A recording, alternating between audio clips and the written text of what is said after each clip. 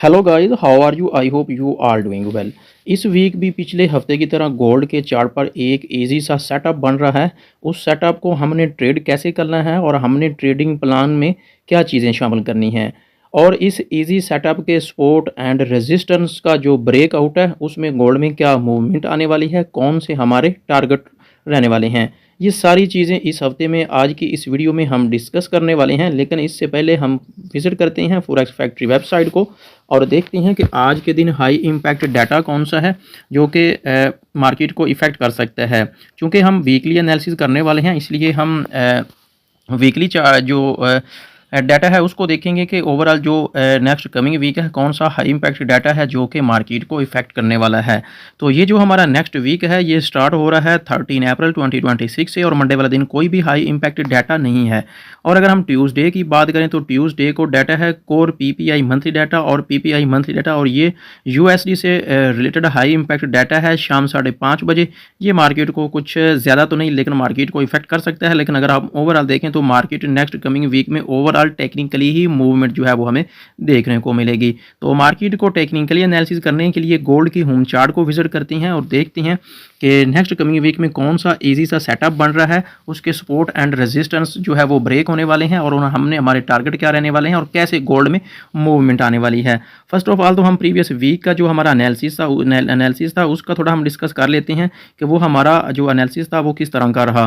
तो प्रीवियस जो हमारा एनालिसिस था बिल्कुल सेकंड लास्ट प्रीवियस वीक की तरह ही मैंने जो है ना प्रीवियस वीकली वीडियो में भी ये चीज़ें मैंने आपसे डिस्कस की थी कि ये जो हमारा एनालिसिस है ये इंशाल्लाह एक वीकली जो कैंडल होगी वो एक बुलिश कैंडल जो होगी वो क्लोज होने वाली है। तो बिल्कुल पहले की तरह ही गोल्ड ने जो है वो अपना बिहेव दिखाया है और वीकली कैंडल जो है वो उसने बुलिश कैंडल क्लोज की है। इसके अलावा डेली बेसिस पे भी जो हम वीडियो जो है वो बनाते रहे हैं और एनालिसिस करते रहे हैं, उन तमाम वीडियोज़ में मैंने ये सारी चीज़ें आपसे डिस्कस की हैं कि ओवरऑल मार्केट का जो सेटअप जो स्ट्रक्चर है वो बुलिश ट्रेंड में चल रहा है। तो इस हफ्ते क्या होने वाला है, तो उसके लिए जो है हम फर्स्ट ऑफ ऑल तो एक रेजिस्टेंस एरिया मुझे यहाँ पे ऊपर मुझे दिखाई दे रहा है और बनता हुआ भी नज़र आ रहा है। ये एक मोस्ट इंपॉर्टेंट एरिया है जो कि मार्केट को मज़ीद ऊपर जाने के लिए रेजिस्ट कर रहा है।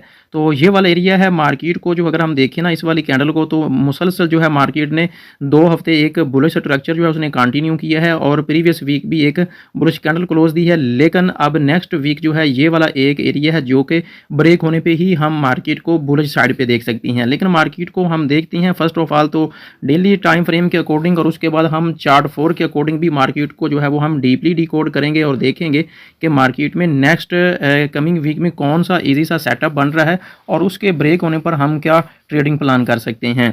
फर्स्ट ऑफ ऑल तो अगर हम देखें तो ये वाला एक रेजिस्टेंस एरिया है जो कि अकॉर्डिंग टू वीकली चार्ट भी यही एक एरिया दिखाई दे रहा है।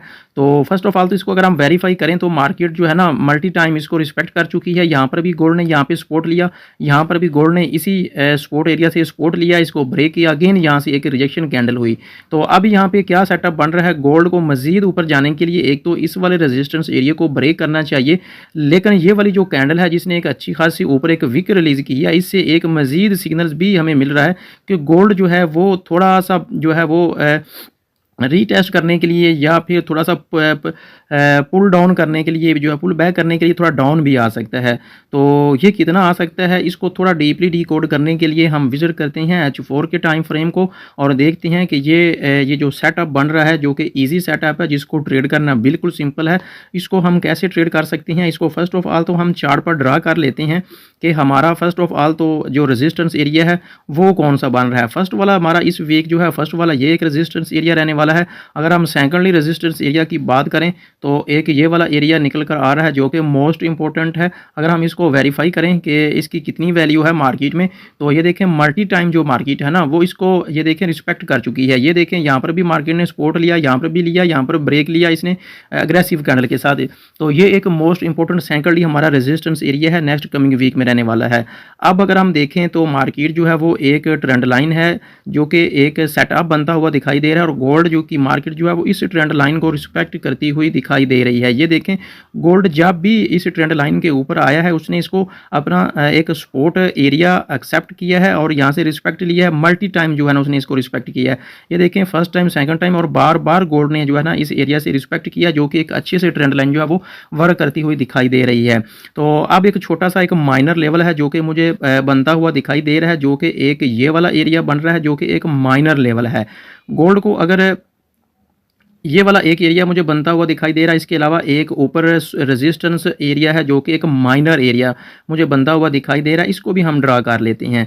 इसके अलावा हम देखते हैं कि मार्केट में एक इजी सा सेटअप बनता हुआ मुझे दिखाई दे रहा है, उसको भी हम ड्रा कर लेते हैं। फिर हम इसको डीपली जो है वो डिकोड करते हैं कि नेक्स्ट कमिंग वीक मार्केट में जो सेटअप बनने वाला है वो किस तरह का बनने वाला है।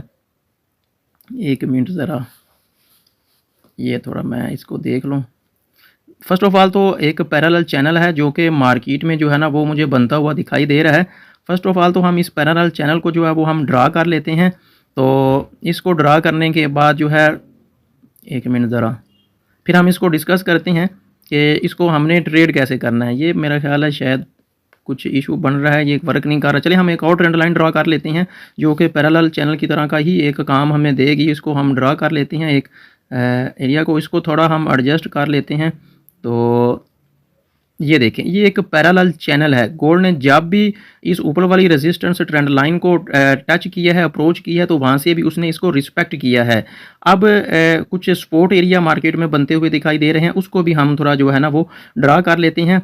तो उसके बाद फिर हम फर्स्ट जो हमारा सपोर्ट एरिया बन रहा है वो एक ये वाला एरिया बनता हुआ दिखाई दे रहा है। अगर इसकी एक्यूरेट प्राइस की बात करें तो ये बनता है 4600 का एरिया बन रहा है। और सेकेंडली अगर हम बात करें तो ये एक ये वाला एरिया बनता हुआ दिखाई दे रहा है जो कि ये बनता है 4500 का एरिया बन रहा है। तो ये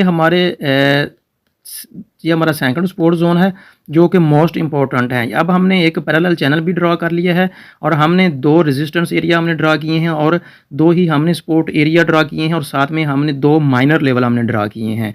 एक तो ये ट्रेंड लाइन है जिसको मार्केट रिस्पेक्ट कर रही है और ऊपर से अगर हम एक और ट्रेंड लाइन ड्रा करें तो ये एक पैरेलल चैनल बन रहा है जिसमें मार्केट जो है वो वर्क करती हुई दिखाई दे रही है।